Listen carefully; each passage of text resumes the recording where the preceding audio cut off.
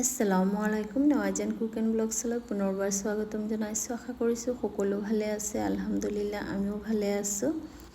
আজি হৈছে সোমবাৰ। দুইটা ল'ৰাকে লৈ তেখেত স্কুললৈ গৈ আছে, লগতে মোৰ দেওৰৰ ল'ৰাটো আছে।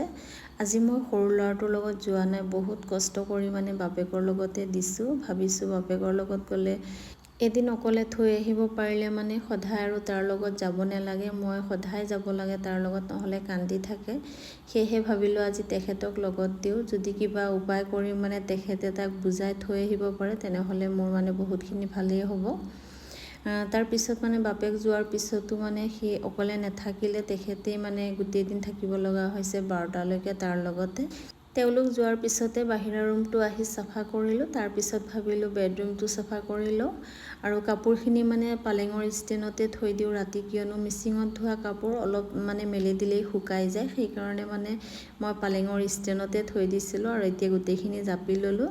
বিচনাখনো ৰেডি কৰি লোৱা হৈ গৈছে আৰু এতিয়া 11টামানেই বাজিলে। ভোকো লাগিছিলে, সেয়েহে অলপ ভাত বাঢ়ি লৈছোঁ খাবলৈ। ৰাতিয়ে বনাই থৈছিলোঁ মাছ আৰু দালি, এয়াৰে এতিয়াৰ সাজ খাই লওঁ। পিছত বাকী অলপ আৰু কাম আছে, কাপোৰ ধুব লাগিব।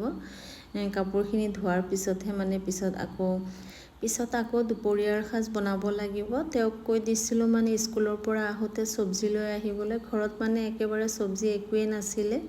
গছত বেঙেনা কেইটামান আছিলে, এইকেইটা পিছে ছিঙি অনা নাছিলোঁ।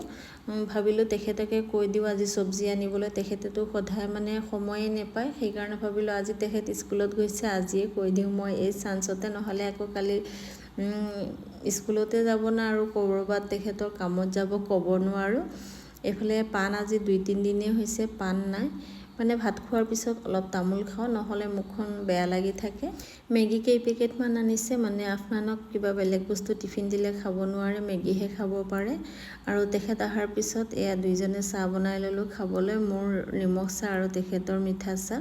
তাৰপিছত বহুতখিনি কাপোৰ ধুলোঁ আৰু বাচনো জমা কৰি থোৱা আছিলে, এইখিনিও ধুলোঁ। পিছত ভাবিলোঁ এতিয়া সহজতে কিবা বনাই খাব পৰাকৈ বনাওঁ, সেয়েহে বিলাহী আৰু বেঙেনাৰ একেলগে দি এনেকুৱাকৈ চাটনি বনালোঁ। দালি আছে যিহেতু দুপৰীয়াৰ সাজ এনেকৈয়ে হৈ যাব। আৰু দুপৰীয়া খোৱাৰ পিছত মই গৈছিলোঁ ছাদলৈ, ভাবিলোঁ গছত অলপ পানী দি আহোঁ। বৰষুণ দিবনে নাই ক'বতো নোৱাৰি। বৰষুণ দিলেতো ভাল কথা, নিদিলে আকৌ মোৰ গছখিনি শুকাই যাব নহয়। সেয়েহে গৈ দেখিলোঁ বহুত জলকীয়া পকি আছিলে, ছিঙি আনিলোঁ। লগতে ভোট জলকীয়াও এটা আনিলোঁ আৰু এয়া গছৰ বেঙেনা আনিছোঁ, কালিলৈ বনাম আৰু এতিয়া হৈছে সন্ধিয়া নহয় আৰু ৰাতিয়ে হৈছে, 8টামানেই বাজিলে।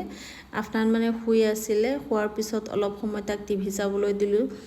লগে লগে শুই উঠাৰ পিছতে পঢ়িবলৈ ক'লে তাৰ বেয়াও লাগিব নহয়, সেইকাৰণে অলপ সময় টিভি চাই খেলিলে। আৰু এতিয়া এয়া আহি চাহ বনাই দিলোঁ তেওঁলোকক। আফনানক চাহ দিয়া নাই, বিস্কুট দি গাখীৰ দি খোৱালোঁ। ডাঙৰ ল'ৰাটোৱে আজিকালি গাখীৰ খাব নিবিচাৰে, সেইকাৰণে তাক চাহ দিলোঁ আৰু তেখেতেও চাহ খাই ক'ৰবাত ওলাই গৈছে।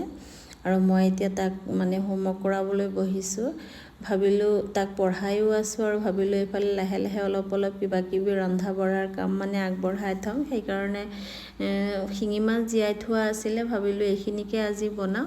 মাছত অলপ নিমখ দি অলপ সময় এনেকৈয়ে থৈছোঁ। লগতে মই এচামুচ চূণ দি আছোঁ, চূণ দিলে শিঙি মাছৰ বাকলিখিনি ক'লা বাকলিখিনি উঠি যায়, বগা হয় আৰু চাফা হৈ যায়। সেইকাৰণে এনেকুৱাকৈ অলপ লৰাই দি তাৰপিছত অলপ সময় এনেকৈয়ে থৈ দিলোঁ। এতিয়া ভাবিলোঁ পকা জলকীয়াখিনি ধুই শুকাবলৈ দিওঁ। এইটো হৈছে কাৰেণ্টৰ চৌকা আৰু মই এই চৌকাটোত এনিটাইম গৰম পানী বহাই থৈ দিওঁ। আজিকালি পানীবিলাক ভাল নহয়, আমি খোৱা পানীখিনি কিনিয়ে আনি খাওঁ। পিছে তৰকাৰীত বা ভাতত দিবলৈ গৰম পানী কৰি ঠাণ্ডা হোৱাৰ পিছত দিওঁ, বা গৰমে দিলেও একো অসুবিধা নাই।